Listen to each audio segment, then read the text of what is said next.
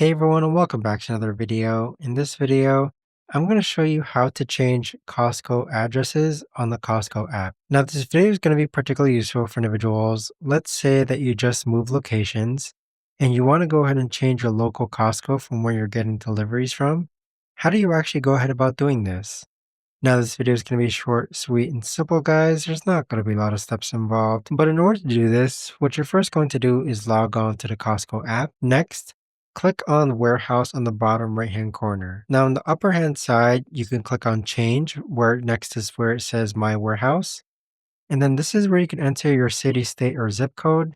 And then it's going to show you the nearby Costco's, which you can go ahead and select. But that right there, guys, is the best and easiest way that I know of to actually go ahead and change Costco addresses on the Costco app. If you guys know of a better or easier way to actually do this, let me know in the comments down below. I would love to know.